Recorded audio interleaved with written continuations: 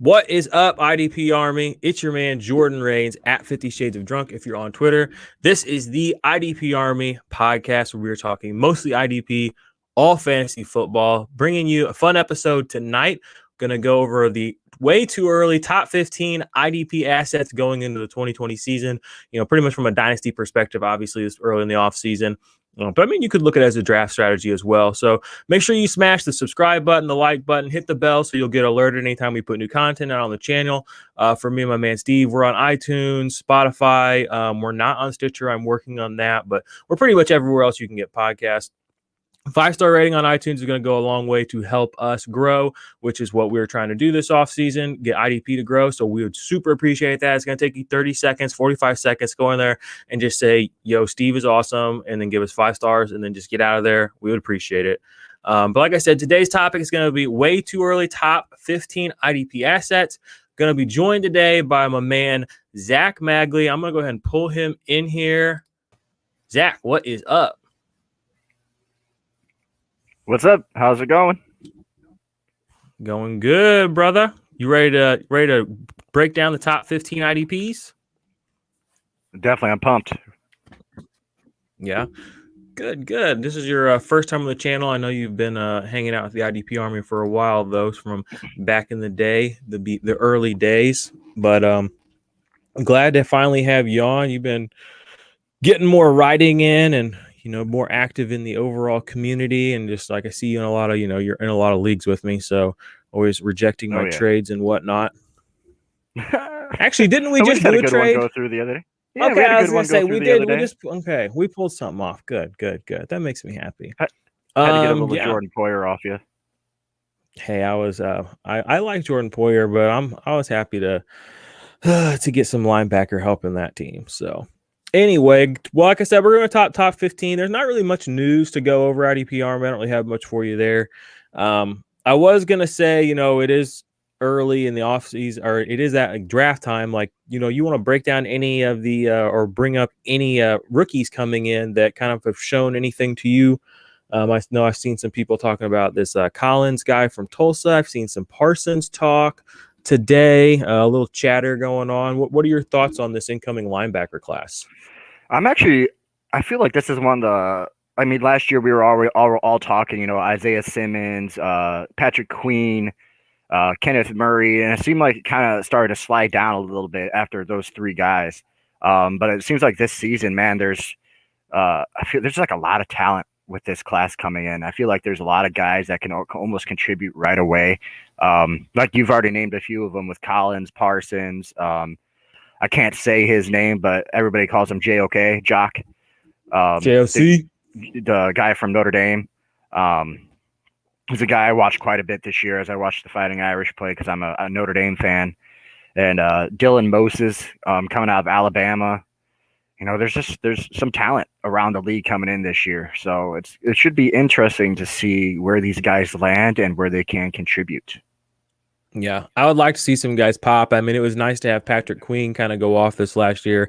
Kenneth Murray was like, okay. I really would have liked to see more from him. Mm-hmm. And then I guess we didn't see much of Jordan Brooks, but that last year's class was all right. We did see that big second-year leap for Devin White from year 1 to year 2. So, that's something that's going to be interesting to watch for Patrick Queen or Kenneth Murray. So, all right, well, that's enough of that chatter. Let's go ahead and get to these top 15 IDP assets going into the 2021 season. We're just going to go format 1-to-1. I'll name off my top guy, kind of give my reasons. And then Zach will name off his number 1 guy, and then we'll just kind of go straight down the list. So, Zach, I'll defer to you since you're the guest today. Go ahead and hit us off with your number 1 IDP asset going into the new year. My number 1 IDP asset going into 2021 will be Devin White. I just, after what he showed us with his nice sophomore leap this past season, it's crazy to see what he was able to do. The way Tampa Bay uses him, depending, especially it kind of depends on if David stays or not. But if David stays, I think we're going to continue to see the opportunity he had to rush the passer.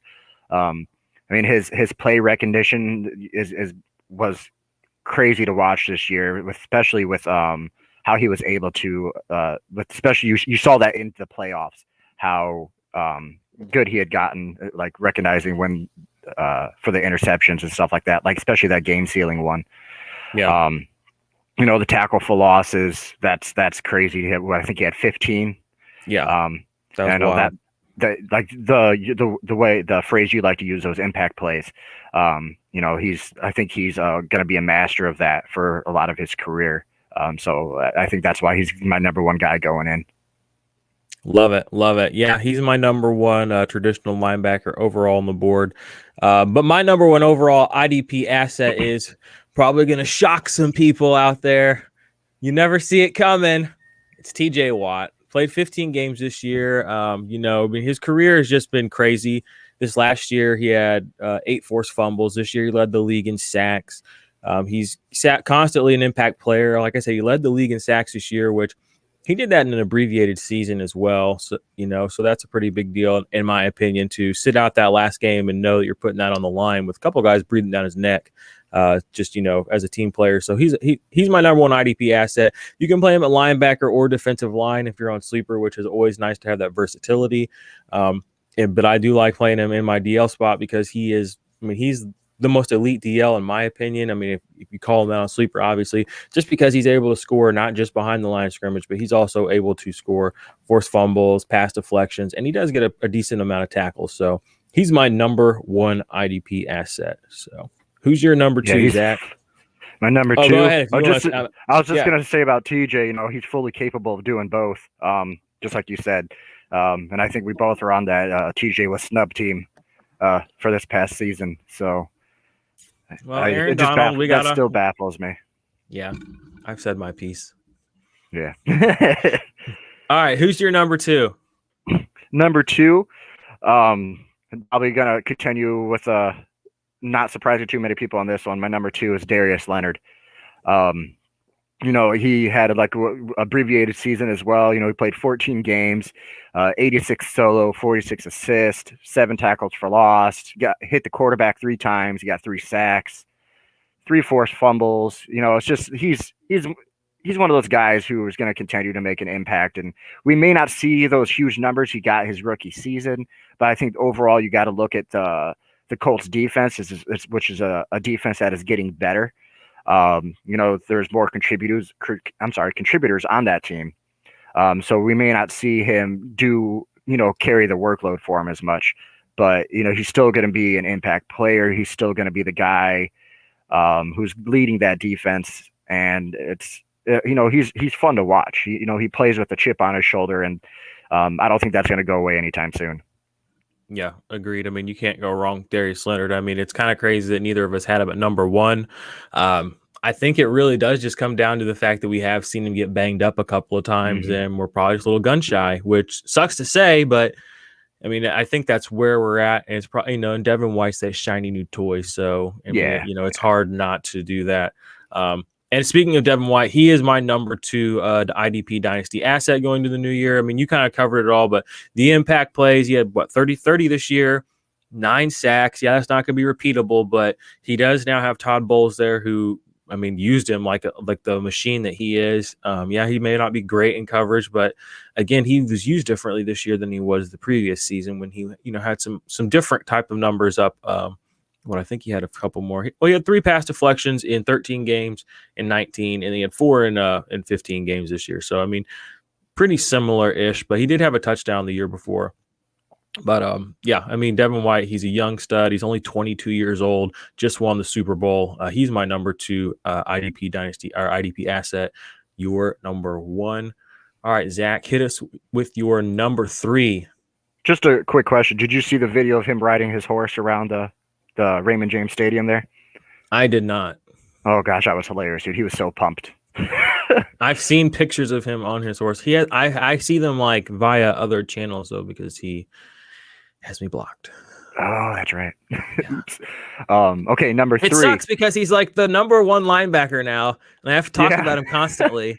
And it's just like, dude, come on. Number 3 is Roquan Smith. As a Bears fan, I might be a little bit biased here. But now he's just I think he's one of those guys that fills the monster of the midway title for the Chicago. They have a history of having great linebackers, and Roquan is just another to add to that list. If he can, he had a little bit of trouble the past couple of years staying healthy. There's rumors it was legal stuff. I don't know what I believe. But if he can continue, like if he does what he did this past season, I mean, he had 18 tackle for losses, 2 interceptions. He, 98 solo, 41 assists. This guy, he's everywhere, all over the field. If you watch a Bears game, you're watching Roquan make plays. And that's the thing too. If the Bears ever figure out how to get a quarterback and make it where they can stay on the field, we may see those. I mean, he played 1,016 snaps this past season, it looks like. Yeah.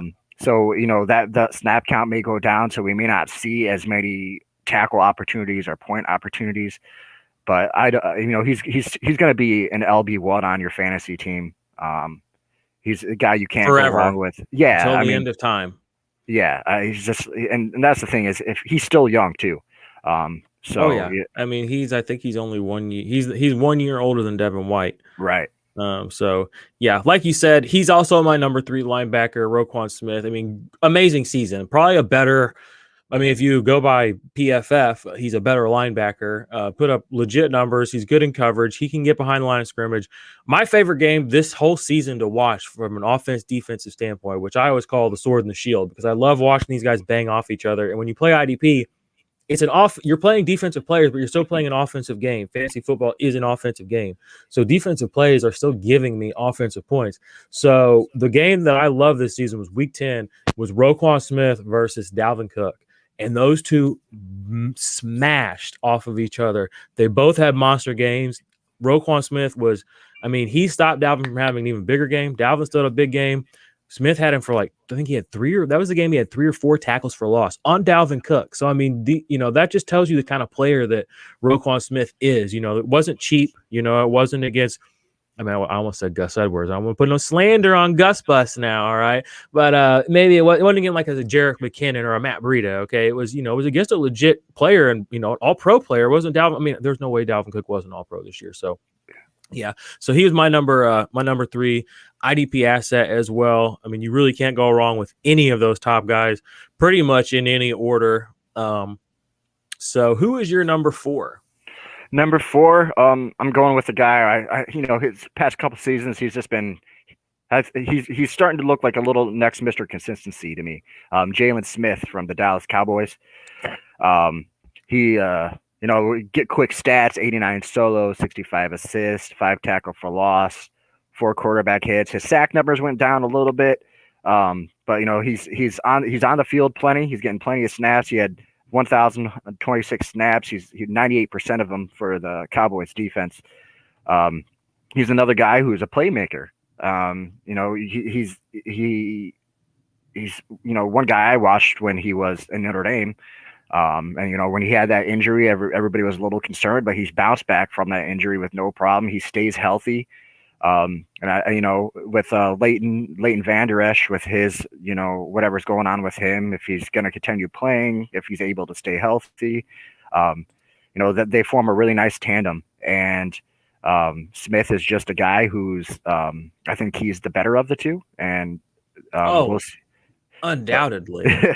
So it's going to be cool to see what he can do, and I think he's going to continue to be an asset for your fantasy team. So go get him. Oh yeah, Jalen Smith's a beast. Actually, the guy here in the chat, California Love, shout out to Cali, says, "Hey guys, I was just offered Jalen Smith for John Bostic in my 213 in an 18-team single QB league. I gotta take it, right?" Yeah, I would take that for sure.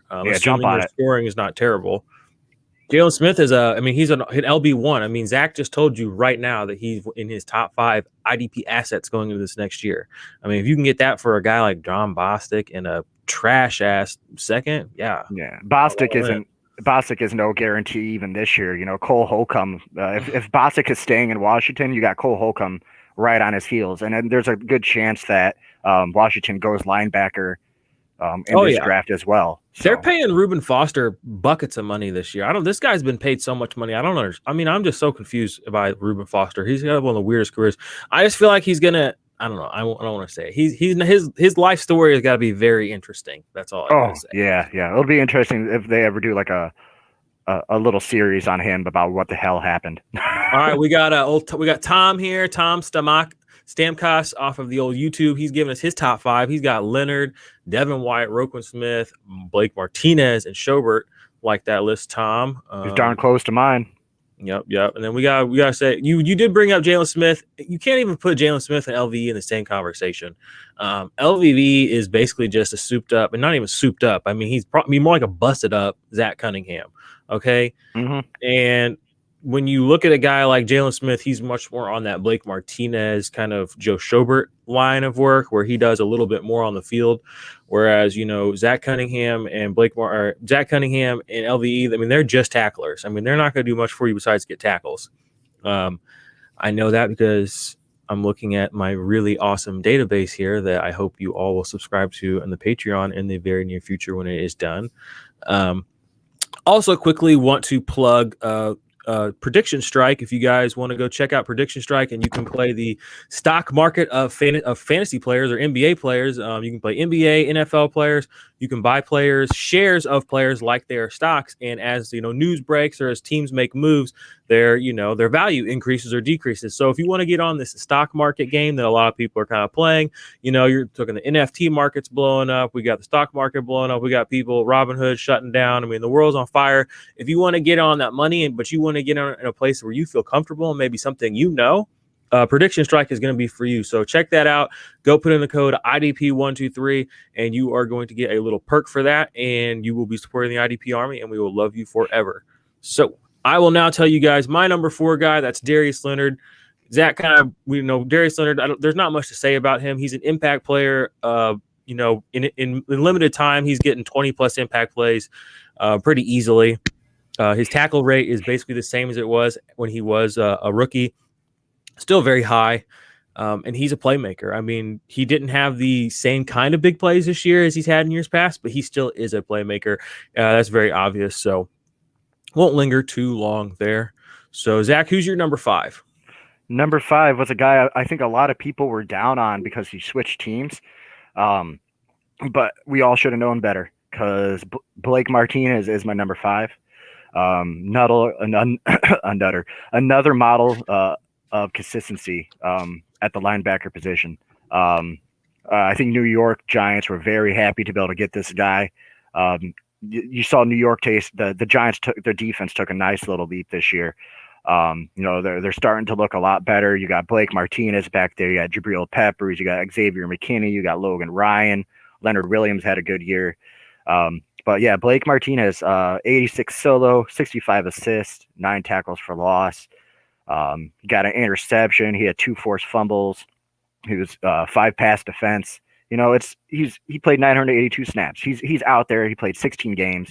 This is a guy you can rely on. You don't be afraid to, especially if you're in a redraft league, don't be afraid to grab him. He's going to be an LB1 for you. Talk that talk, King. Blake Martinez knows what's up.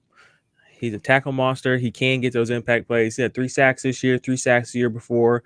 And I don't know if he had 5 the year before that or it was the year before that, but he's busy out there. Don't let him tell you he get the tackler. I don't know what they're talking about. He's a little lower on my list, but we're getting there.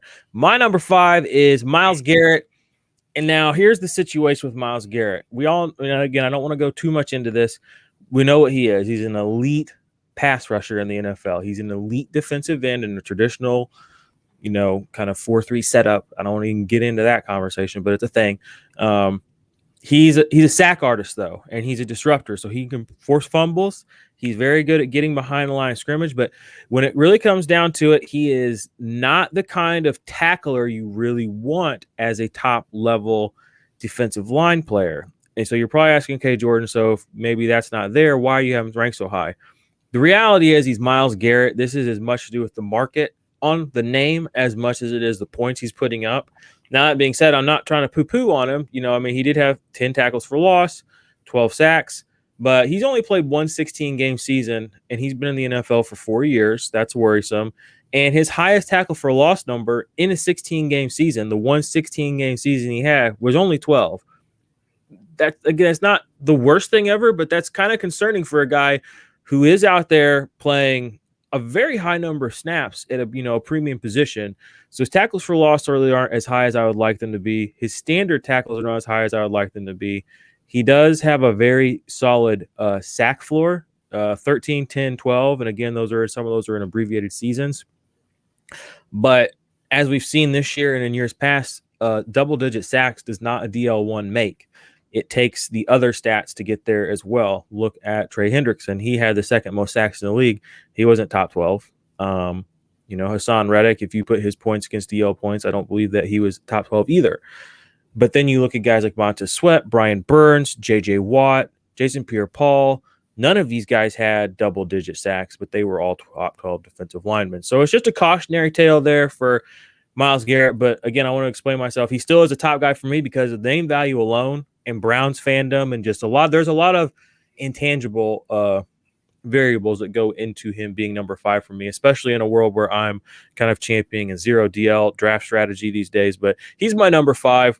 Cleveland Browns defensive end, Myles Garrett. Any thoughts before we move to number 6? Oh, big fan of Myles Garrett. I think one thing that really stuck out this year is, he was looking really good at the beginning of the season, and then he got hit with COVID. And when he came down with COVID and came back, he didn't look exactly the same. So I'm really hoping to see, hopefully, there wasn't any permanent damage from this crap, especially on such a. He'll be fine. Player. I hope so. He just rubbed some dirt on it, right? He'll walk it off. He should still be riding that high from getting the Browns in the playoffs. Oh, yeah, hopefully. We got a question here on the YouTubes from Vic Z. A little DE help here. How this rookie class looks to you, or name a sleeper DE names, please. I need big help at DE position. Thanks. Brother, you need help at the DE position, eh? And you want some sleepers, eh? That's not my area of expertise. I'm not a college football maven. Zach, you got any name? I mean, I can name the big dogs for you, but Zach, what do you got here? He wants to name a sleeper DE. I can name 4 because I just did a little rookie edge rusher show with Joey. You can say his name. It's okay. We did I got 4, so I'll start with my number 1 is Azeez Ojulari. He was kind of a edge rusher, outside linebacker, DE coming out of Georgia. He played against elite talent in the SEC. So he's a guy you can rely on. He's exciting to play. He's exciting to watch play. Number 2, you got Kwity Paye coming out of Michigan. He's another guy you guys should be keeping an eye on. He does seem to struggle with larger linemen. So when going into the NFL, that's something you got to be careful for because offensive linemen in the NFL are all bigger, stronger, faster.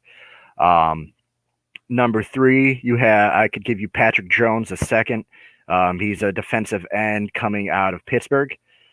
He's another guy you guys should be keeping an eye on. He's a very powerful, large man, 6'5", 260 pounds, if I'm not mistaken.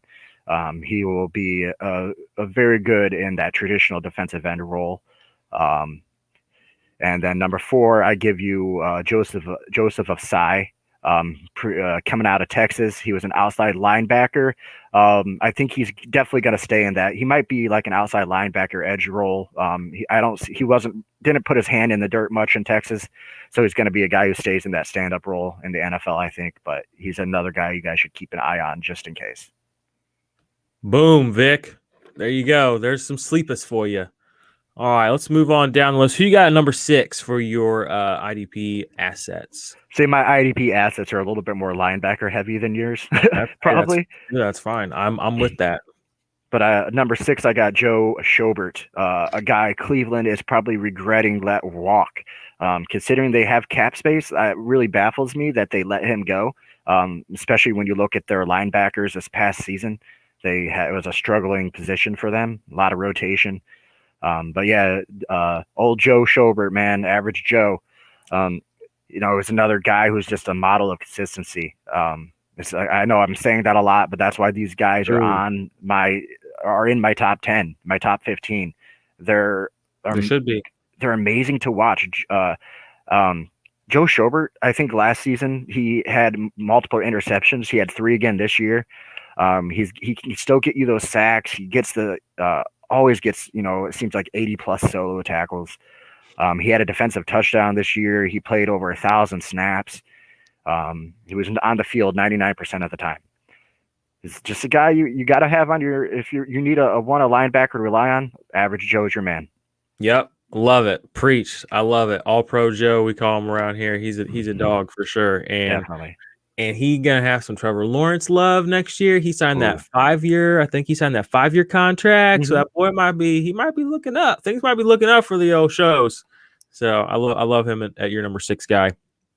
My number 6 guy is the first defensive back in the group, and that is Jamal Adams, the Seattle Seahawks. He's incredible. He's a defensive weapon. He's the quintessential NFL defensive weapon. You can line him up in the middle. You can line him up on the edge. He can play coverage. Yeah, he wasn't great at this year, but that's not what they needed him to do.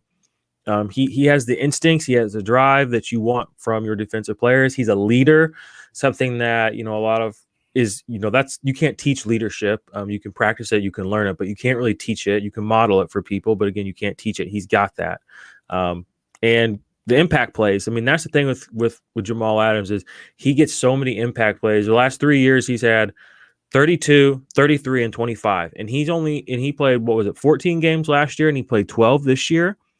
So to get that many impact plays, just for comparison, somebody who a lot of people look at as an impact player, Chase Young. Chase Young had 22 impact plays this year.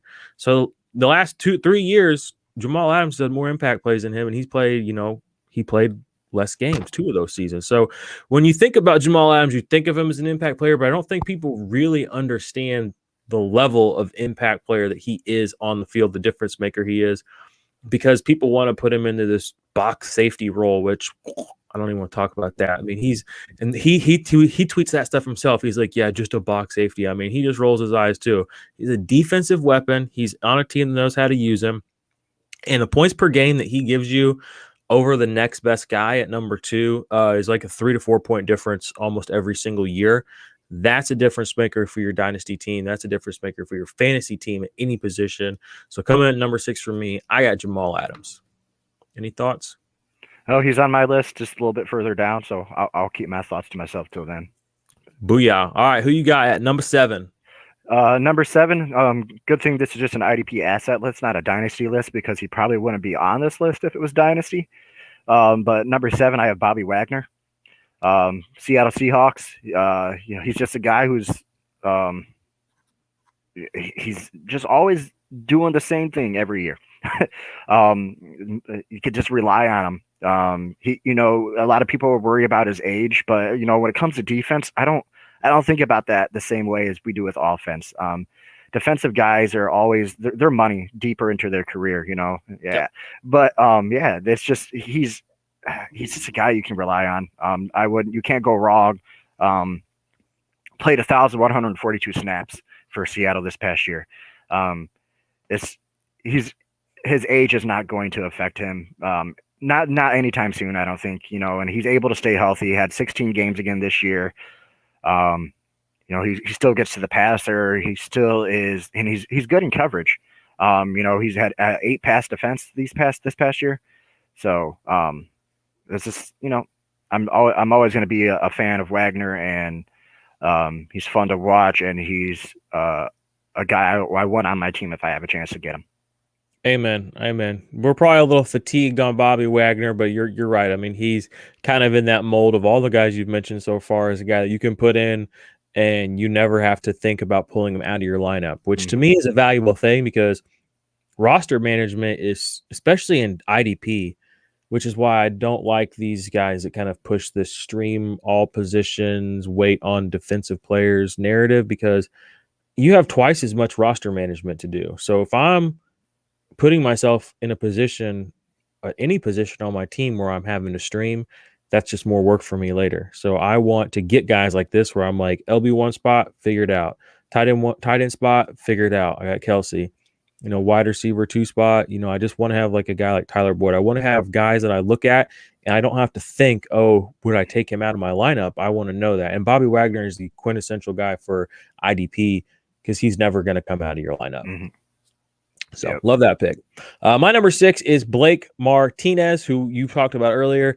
Love Blake. He moved to the New York Giants. There was definitely some concern around the IDP community, completely unfounded. He still put up his monster tackle numbers as usual. He actually had 21 impact plays this year, which is the most he's had since 2017. He can blitz, like I said, 3 sacks this year, 3 sacks the year before. And he got paid pretty well. So he's going to be there for a while. That New York Giants defense overall is on the up and up. And a lot of that, I think, has to do from Blake Martinez's presence in the middle of the field. So that's my number 6. Or was that my number 6 guy? That was my number 7 guy. Yeah, number 7. All right. Who you got at number 8? Number 8, I will give you TJ Watt. We talked about him a little bit already. He's just, he's good. He's a really good player. And you don't gotta tell me. I'm still. My big thing is I know I don't want to get a big spiel about this, but man, I really feel like he got snubbed. I know Aaron Donald is a great defensive player, but TJ Watt was a better defensive player this year. Everybody's big thing about Aaron Donald is that he can, like you've talked about this. He moves around the defensive line, he handles double teams, triple teams, he still gets pressure. That's cool and all, but defensive player of the year should be based off statistics, performance. And if Aaron Donald is the greatest defensive player, why didn't he win it last year when Stephon Gilmore won? That's the thing. Is just he had the worst year this year on paper than he had the year before. You're right, and he wasn't even in the running for it last year. And Gilmore totally disappeared. Well, Gilmore is like, is he like? Well, he got hurt. He busted up his quad or something. But that's the thing is like I feel like even before his injury though, I felt like I tweeted this out earlier this week. After he got mossed by DK Metcalf in that Seattle game, Gilmore was never the same. It just seemed like he was like, man, maybe I'm not as good as I think I am. But no, I love Stephon Gilmore. Don't get me wrong. But yeah, TJ Watt he's like, he was your number 1 asset for a reason. He is a great defensive player. I think he's a guy who sacks. We may not see that 15 sack season again. We may see it go up, like what happens if JJ goes to Pittsburgh? TJ and him are going to just, TJ and JJ on the same team is just going to be, it's going to be a beautiful sight to see. And, they're going to compete. They're going to give each other reasons to play harder. And I think one thing for sure is TJ Watt has a even bigger reason now to continue to prove the naysayers wrong. So I think you're going to go out and see him. Hopefully he'll get a full 16-game season in. But I think you're going to see him go into 2021 with a huge chip on his shoulder, and he is going to give the league hell. Yeah, when I text him later and tell him you have him down number 8, he's going to have a big old chip on his shoulder. Please don't. No, I'm just kidding. All right, my number 8 guy, Jalen Smith. You brought it up yourself. Model consistency, 120 tackles each of the last 3 seasons, I believe. 154 combined this year, which was second in the league. So you love to see that. He did have wrist surgery as well. So, some of that play where people were like, he's not jamming receiver as well, or he's not doing well in coverage. I mean, he played with a messed up wrist for a decent part of the season. I actually want to circle back up to Jamal Adams. He as well had a broken fingers and he had shoulder surgery like the day the season was over. So these guys were playing pretty banged up and they're still putting up elite numbers. But Jalen Smith, not a monster impact play guy, but he has had 22 impact plays in 18, 23 in 2019, only 15 this year. But again, he was playing a little bit hampered. The narrative around him is that he was not good this year, which, I mean, again, if you adhere to the gospel of PFF, then you will believe things like that, which is fine. The reality is he's one of the best defensive players on the Cowboys. He just got Dan Quinn as his defensive coordinator. Leighton Vander Esch is a bread and butter linebacker. And Jalen Smith was one of the best linebacker prospects coming out in a long time when he came out. So whatever the narrative is, ignore it. by Jalen Smith. He's my number 8 guy. So who you got number 9? We gotta pick up the pace a little bit. We just got to 9. Well, yeah, we're doing all right. We're doing all right. We're at 9. We got 5 more, 6 more. Number 9, I have Zach Cunningham. He may not be that super fancy player who's just a typical linebacker type guy. But he's what do you have? 106 solo tackles this year. So he's a guy he may not score points like the fancy way, but he's gonna get him in tackles for you. And tackle heavy leagues, he's a guy you want. He's everywhere on the field. He's a beast. It's just crazy to watch him play. He did get 3 sacks this year. He had a forced fumble. He only had 2 pass defense. I'd like to see a little bit more with pass defense with some of my linebackers. But Zach Cunningham's just a guy another guy I'm going to say you can just rely on him. I think he's going to be Benardrick McKinney. Usually gives him a little bit of run for his money, but I think that's why we kind of saw his tackle number so high this year, because McKinney missed most of the season. But yeah, it's just a guy I like to have on my team if I have a chance. So. Yeah. And I mean, you're not going to have to probably pay up for him the way that you would for the other guys you've mentioned, the Blake Martinez's, the Jalen Smiths, because he's not fancy. So that suppresses his price. But like you said, the points are the points are the points. And he was a top 5 linebacker this year.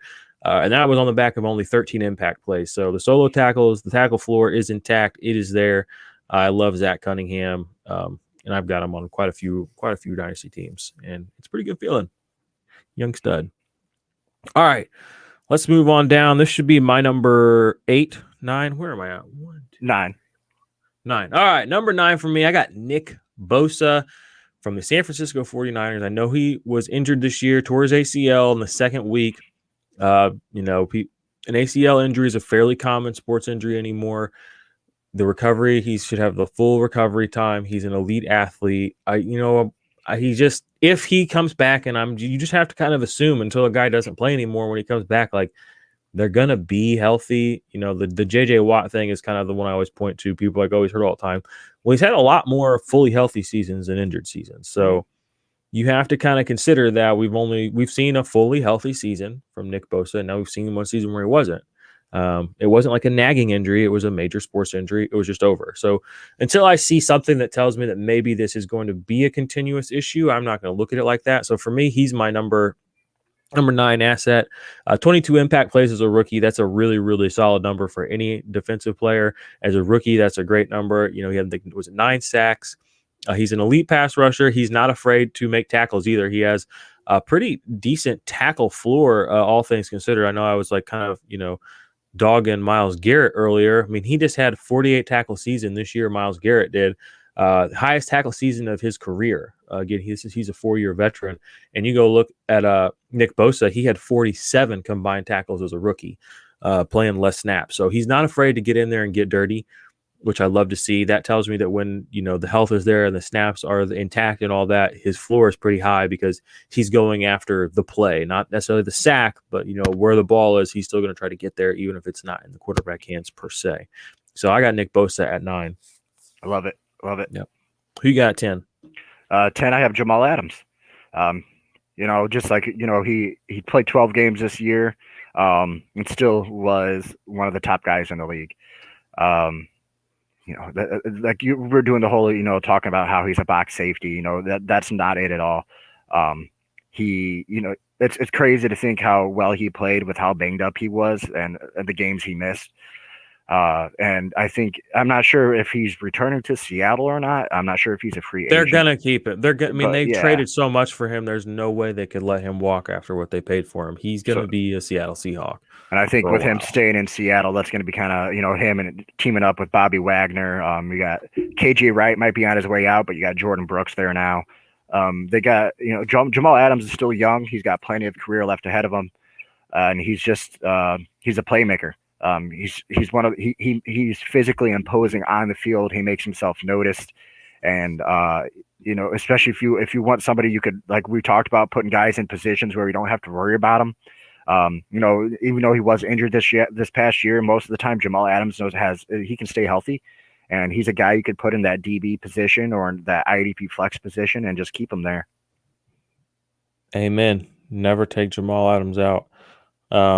Yeah, I mean, he had 25 total impact plays just coming back out. Broke the NFL defensive back record this year with 9.5 and just 12 games played. 247 IDP, 123 points. So that made him defensive back 8 in just 12 games. 16 sacks over the last 26 games, averaging 4.1 solo tackles per game this year. That's a solid floor on top of the impact plays. He had a career high tackles for loss, career high pass deflections, or career high tackles for loss this year, career low pass deflections. But he's, like you said, he's that guy at that position. So there's not really need to linger there.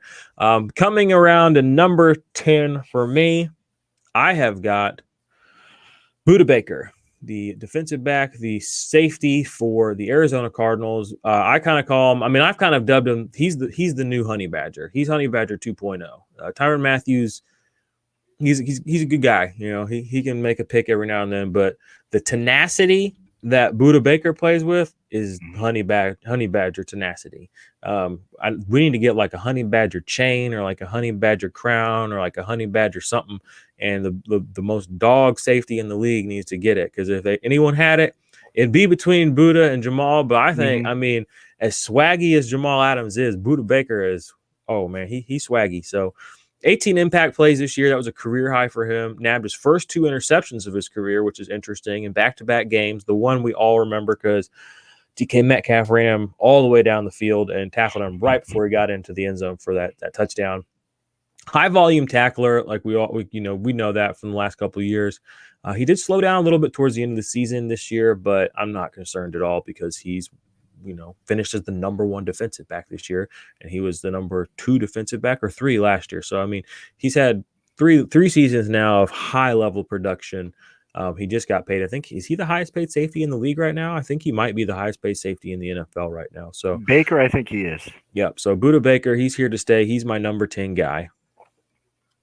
It's funny, we both had defensive backs at 10. I had Baker, you had Adams. Yeah, that's kind of funny. Yeah, coincidence. Who you got at 11? Number 11. I have, like I was telling you earlier, I'm a little bit more linebacker heavy. This is a guy who, if he would have played a full season, he probably would have been in my top 5 just because of, he's a little bit up there in age like Bobby Wagner, but I got Eric Kendricks. He was on a tear before his injury. He played 11 games. But he had 69 solo, 38 assists, 4 tackle for loss. He had a quarterback hit and 3 interceptions and 6 pass defense. He's a guy who's great in coverage. He's everywhere on the field making plays. He's making tackles. Despite the injury, if I see Eric Kendricks, I'm grabbing him. He's a great player, and he's a mainstay on that Vikings defense. With their defensive line trouble this past season, and again, they're only going to have Hunter going into the year, and so it's going to be. I think his tackle numbers are going to stay relatively the same, and hopefully he can stay healthy and continue to make plays and tackles. Love that call. Here's a fun fact. I'm looking at my little database here. Through week 11, Kendricks was averaging 20.1 points per game. 5th highest mark amongst linebackers in 2020, behind only Devin White, Roquan Smith, Darius Leonard, and TJ Watt. So you, my friend, you're on to something there. That's a great pick. Thank you. He's just a little outside of my top 15. But he's in my top 20, so I just miss him. So I just wanted to highlight that there. I love that pick. Coming in at 11 for me is All-Pro Joe. You kind of covered it earlier. It's just, he's 4th most combined tackles this season, 141, 19 impact plays. It's his 3rd season as a top 10 linebacker in the past 4 seasons. He was linebacker 3 in 2019 and linebacker 7 in 2017. And this year he was like a linebacker 6, he was linebacker 7 again this year. So He's been great the last few years. He appeared in all 16 games, multiple interceptions, like you said, and he got the contract. So I love Joe Schober, All Pro Joe. I think he's probably one of the most underrated defensive players in the NFL, and definitely one of the most underrated linebackers in the NFL, in my opinion. So that's Yeah, my it's really cool to see. Blake and Joe both got paid, and they still they got paid and they played hard. Sometimes you see guys get that money and they kind of take a year off. Like you kind of covered Robert Quinn on one of your past episodes. Robert Quinn what a letdown. I mean, being as a Bears fan, I was so upset to see him. You're telling me not do anything. He was just, nothing. if anything, he made Khalil Mack's job just a little bit easier. But man, he was a letdown. Yeah. Who you got at 11? Or did you already give your 11? Yeah, I gave my 11. We're at 12. Okay, who you got at 12? Sorry. 12. You're good. At 12, I'll give you my first defensive end on the list. And it's Chase Young. Ooh, look at you. Man, I got a hard on for Chase Young. Big fan. I love watching this guy play. He did miss a couple games, or just one game, I think, this year. But I think he only played 770 snaps, but I think you're gonna see that snap count go up. He had to get him accustomed to the NFL, and accustomed he did get. He didn't get the large sack numbers a lot of us were expecting, but he had 7.5. I think you're gonna see that go up. He's gonna be a star. He already is. Yeah, he's just so fun to watch. He had 32 solo, 12 assists, 10 tackles for loss, 12 quarterback hits, 4 forced fumbles, 3 fumble recoveries, and that one beautiful recovery he had where he ran back for the touchdown. That's one of those highlights you can watch if you watch defensive highlights on YouTube, sometimes on Instagram, wherever you find them. Chase Young is my number 12, and I won't be surprised going into the next season if he's even higher on my list. Love it. I actually I have Chase Young, my next guy too. So that actually works perfectly. Elite pass rusher, like you said, looks to cause turnovers. Was a big play guy, 777 snaps, or 770 snaps this year. Interesting. This is a little fun thing. Again, I'm looking at my database here, but Chase Young, 770 snaps as a rookie. Nick Bosa, 777 snaps as a rookie. Bosa scored 216 points as a rookie, and Chase Young scored 197. So they are very similar sort of rookie seasons for these two guys out of Ohio State. Just a couple sacks difference, probably. Just a couple of, literally just a couple of sacks difference. So we have some really nice young pass rushers in the NFL right now. And honestly, by the time the season starts, I'll probably be joining you in crowning Chase Young as my number one defensive line player in like your traditional DLs, because I just see more upside with him than I do with Myles Garrett and Joey Bosa and Danielle Hunter at this point. Yeah. Like I've seen what these guys can do, and maybe there's a little more upside out there, but Chase Young basically just put up one of their sort of generic seasons as a rookie hurt. So, and not even one of their generic seasons. I mean, he had 4 pass deflections. That's like as many pass deflections as Danielle Hunter and Joey Bosa have combined. Yeah. Like they're like 9 seasons together. So, I mean, he just does more on the field already. And he elevates people around him coming in. There's that talent around him too. There's so much talent around him. He's a floor elevator for everyone on the defense, and that is most noticeable in Montez Sweat, his second-year jump. He's coming in at my number 12. I have them back-to-back. Montez Sweat had 22 impact plays this year. Chase Young had 22 this year as well. Montez Sweat had 12 last year. So Chase Young enters the picture. He almost doubles his impact plays basically the same number of snaps. So he's a floor raiser for the other guys on that team. You saw, Collins was doing well. Then you saw Curl, doing well. So Chase Young is a floor raiser, and because they're together on that team, and Chase Young Montez Sweat actually outscored Chase Young this year too, even though he played a little bit less snap-wise. More sacks. He had the same number of impact plays. Could get 1 or 2 more tackles. Actually, guys, go check out the IDP Army Instagram if you haven't checked that out in a while. At the IDP Army, we actually just posted a post today comparing Chase Young and Montez Sweat on there. Check that out also on our Twitter if you guys are over there on the Twitterverse. But I have those two back to back at 11 and 12. Who do you got at 12? Are we at 13? Are we? Maybe we're at 13. But yeah, I just wanted to say really quick that chemistry that Sweat and Young have, it's fun to watch. You can tell they enjoy playing together. So that's great when you have two young pass rushers that are probably going to grow together. Let them build that chemistry and let them keep wreaking havoc on the quarterbacks. But my my next one is Budda Baker. Comes in at 13 for me. 90 solo, 28 assist, 7 tackles for loss. You had him a little bit earlier in your list, and that's he's like you were saying, he's probably the best defensive back to have on your team. It could be a little interchangeable between him and Jamal Adams. I would rather have Jamal Adams just because I think he gives you a little bit more sack upside. But just like you were saying, Budda Baker is that new honey badger type of player, makes big hits. He's just, and on top of that, he's fun to watch. And that's one thing that always get for me when I'm looking for guys that I want on my fantasy team is somebody I can enjoy watching at the same time.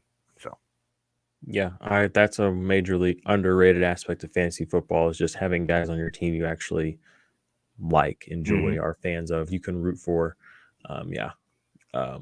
Dang, I wish I would have been paying a little more attention. I have all these graphics over here. I've just been over here chatting with you, slacking over here on the production quality. Sorry, everyone out there. I'll do better next time. My number 14 guy is Zach Cunningham. You brought him up earlier, but he's led the league in tackles this year. He was second in solo tackles last year, led the league in solo tackles this year. Crazy high tackle floor, not much of an impact player, but because he has such a healthy floor and a high floor, and because he's so young and he's been paid, we kind of know that his situation is looking all right. I've got him as my number 14 guy. You kind of already brought him up as well earlier. He was super efficient this year. That doesn't scare me or bother me. I like efficient guys, so bring it on. And then I guess we're on 14, right? You got to help me out here. Oh, yeah, 14. Yep. All right, who you got at 14? 14, my last three are all defensive backs. So 14, a guy I just stole from you in the league, Jordan Poyer. You didn't steal him. You paid for him. But, yeah, man, I think, Jordan Poyer, he is getting, I think he's 29, if I'm not mistaken. He might be turning 30 this year. Something like that. He's just at that defensive back position. He's a model of consistency. And that's one thing I always look for when I'm drafting, when I'm putting a guy on my team. I want somebody, as we discussed, I want somebody I can put on my team, put him in the lineup and not have to worry about it. Jordan Poyer is one of those guys, and that both the Buffalo Bills defense is on the up and up. I think they have a lot of some cap space to work with too. I might be mistaken. But he is just, he had 91 solo, 33 assists, 4 tackles for loss, 4 quarterback hits, 2 sacks, 2 interceptions, 2 forced fumbles, and 5 pass defense on 953 snaps. He played a fully healthy 16-game season, and he's just a safety defensive back wherever you can put him on your team. He's just a guy that is easy to fall in love with when it comes to IDP fantasy football. Nice. Here's the trade Zach and I did, y'all. Zach gave me Alex Singleton, Hassan Reddick, a 2021 fifth, and a 2020 second first. And I gave him a 2020 second, or a 2020 first, second round pick, Jordan Poyer, and I gave him Chris Jones, defensive tackle for the Chiefs. So that was one of the I usually do, my trades are pretty rarely like defense for defense. I usually end up with a kind of a mixed bag, but we just went straight defense in this one. I think I had a version sent to you where I had 1 or 2 wide receivers in it, but That's what we landed on. So that was a good trade, I thought, for us both. I'm going to go ahead and give my last guy quickly here at number 15 is Joey Bosa, rounding it out for me. I'm not the biggest fan of having Joey Bosa on my team. He's a little boom bust for me. He does have a pretty high tackle floor, though. He does get the tackles for loss, but he's just not the he doesn't have a diverse skill set, and that's what I like in my players in IDP. I like guys that do a lot of different things. Joey Bosa doesn't do. He gets tackles, he gets sacks, and he gets tackles for loss, and he gets quarterback hits. Besides that, you really can't count on him for much throughout the season. And we all know if he doesn't get a sack, I mean, whenever you're not doing anything else, you're really kind of capping yourself on a week in, week out basis. He does have the boom potential because he is an elite defensive end, one of the best pass rushers in the league, and his floor is okay, like I said, because he does have a high sack or tackle floor, generally speaking. So he comes in at number 15 for me. Who you got at your? I guess you're on. Or was that you already gave your 15th one, right? No, I have not. Okay, who's 15 for you? This is 15, right? Next time I gotta write this out. 15, that's right. Number 15 is a guy going into his sophomore season. I think he's another defensive back, safety, linebacker, I think he's just one of those guys that we're going to see continue to make a big rise on the season, this coming season. He's just going to go up the boards. Jeremy Chin. Tell him. I could have, for this one, for me, I wanted to give you guys a little bit of everything. But this guy, for me, it could have been interchanged with Antoine Winfield. Antoine Winfield is another stud that I think is on the rise in this league as well. But I had to go with Jeremy Chin. He was a contender for rookie defensive of the year, defensive rookie of the year. But yeah, I mean, he had 68 solo, 49 assists, 2 tackles for loss, 5 quarterback hits. He had a sack, an interception, 2 forced fumbles, which he recovered and took those both in for defensive touchdowns. It's just crazy. He's one of those super athletic, one of those guys that's exciting to watch.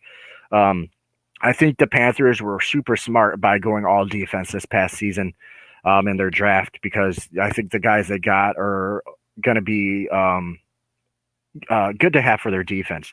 A lot of people were kind of let down by Shaq Thompson this past year, but I kind of wrote about how and I did a linebacker overview for my breakout candidates this past week that came out.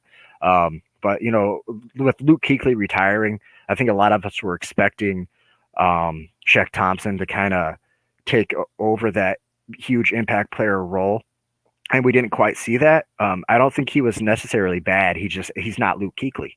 But now you got Jeremy Chin there, and he can play linebacker, he can play safety. And Jeremy Chin is just a guy that is he's gonna be a star in the NFL. If you have a chance to get him on your team, do it.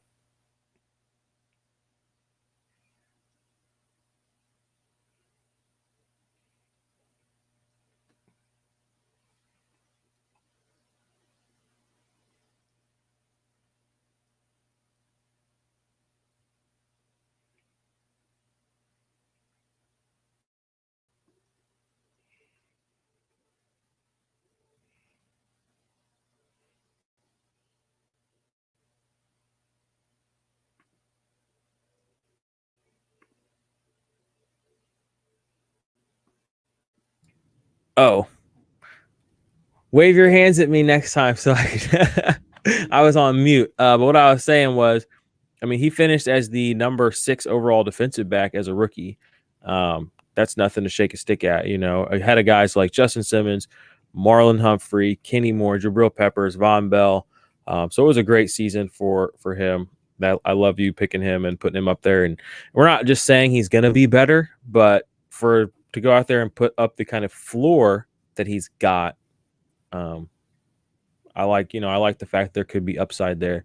And a lot of his impact plays, like you said, did come in that one game. He had, the 2 formal recoveries and 2 touchdowns in one game, back-to-back plays. So if he can spread that kind of playmaking ability out over a couple more games and keep his tenacity on the field up there, he was comped to Isaiah Simmons coming out of the draft physically. Mm-hmm. So there's a lot of upside there. I love that pick. So My yeah, bad that's on our that. Next time I'll be like, yo. yeah. No, I was on mute for a second. Sorry, y'all. These things happen. So I'm gonna quickly read back my top 15. You can read back your top 15, and then we will get the IDP Army out of here. Top 15 IDP assets going into 2021 for me were T.J. Watt, Devin White, Roquan Smith, Darius Leonard, Myles Garrett, Jamal Adams, Blake Martinez, Jalen Smith, Nick Bosa, Buda Baker, Joe Schobert, Chase Young, Montez Sweat, Zach Cunningham, and Big Bosa, Joey Bosa at 15. My top 15, I give you number 1, Devin White, then Darius Leonard, Roquan Smith, Jalen Smith, Blake Martinez, Joe Schobert, Bobby Wagner, TJ Watt, Zach Cunningham, Jamal Adams, Eric Kendricks, Chase Young, Buda Baker, Jordan Poyer, and then rounding it out, Jeremy Chin. Bada boom, bada bing. All right, IDP Army, you heard it here first. We love you. Go check out the Patreon, patreon.com/the IDP Army. Join up, support the channel, help Steve and I get the website up and running a little bit more. Get early access or access to the secret project, the database project when that comes out in the near future. Get involved in an IDP Army League, which will be all run through the IDP Army. There'll be a prize for the grand finale winner of each one of those leagues. We're going to do it tournament style. So go sign up for that. Make sure you like and subscribe this video. Like I said, we appreciate that. And for you all, I would like to know, who are your top 15? Leave a comment below. Who did we miss? Who is too high in my list? Who's too high in Zach's? Who do you guys think we left out? I know Patrick Queen wasn't brought up. Maybe some people have, a little issue with that. Just Devin let us Bush. know. Yeah, Devin Bush. Let us know what you all are thinking, so we can hear it from the IDP Army themselves, the horse's mouth. Quickly before we go, we have one more question in the chat from RP. Want to give him a little help here. He says, any free agents that will boost on new teams or backups stepping up if free agents leave? Man, this offseason is going to be crazy. The salary cap's going to go down, so I think you're going to see some veterans get cut. This is going to be a super interesting offseason. Man, this is actually kind of a tough question for me because it's without knowing where some of these guys are going to land. It's hard to give you a really good answer. Maybe Jordan might be able to do a little bit better for you there, but I don't know. I mean, we're gonna have to just see. I mean, it's gonna depend on where these guys land and who they are, and always injuries are going to be the number one thing that kind of helps propel people in the starting roles, and that's going to help people get signed too in free agency if somebody gets hurt or somebody moves on. So we just kind of have to see how it goes. I don't really have any. I don't have any big guys that I'm kind of watching right now. I mean, I'm interested in where KJ Wright ends up. He might be the most interesting free agent in my eyes. I got Shaq Barrett and Jason Pierre-Paul, I think, are both going to be free agents this year, too. So it'd be kind of interesting to see what happens with them. I think Tampa Bay is going to do whatever they can to keep that core together, though. Yeah, they're already trying to manipulate players, into working for free, basically. So. Yeah. So Mike Evans is taking a little bit of a discount on his paycheck. So Mike Evans is too good for this world. That man he's too good for this world. Big Mike, if you're listening, come on, let's talk Harry Potter sometime, my guy. Oh, so down for that. Let me in on that. Do it, Mike. Book it, Mike. HP Talk. All right. Well, Zach, anything you want to tell anybody before we get out of here? No, I mean, I just got do a quick little plug for you. If you guys want to find me on Twitter, you can find me at ZMagsIDP. I'm pretty active on Twitter. My DMs are always open. I got people who ask questions for roster advice, trades. Just if you got a question about what you want to even lineups when season starts back up, just come get in my DMs. I don't mind it one bit. I enjoy helping. And I do writing and rankings for IDP guys. So if you're want to find any of my writing, you can go to idpguys.org and just look up my name and you'll find all my articles. Bada boom, bada bing. All right. Well, Zach, it was awesome of you to take time out of your night. Come on and talk with us. Appreciate that. IDP Army, to you all out there, my warriors, my friends, I will see you in the near future. Make sure you're subscribed to the channel. I want to give a quick shout out to all the guys that are helping out behind the scenes. We got Steve, we got Caleb, we got John, Bob, Phil, Alex, Billy, Jeremy, aka Bomber, and then we got Rui. appreciate you guys and all the work you're doing. I am excited for what the offseason is going to bring all of us and what's going to do for IDP fantasy football. If anybody's out there is not in an IDP league, fix that immediately, because IDP fantasy football is not just the future of fantasy football. It is fantasy football at its very best, and you should be playing it. So until next time, that's all for me, IDP Army. Peace.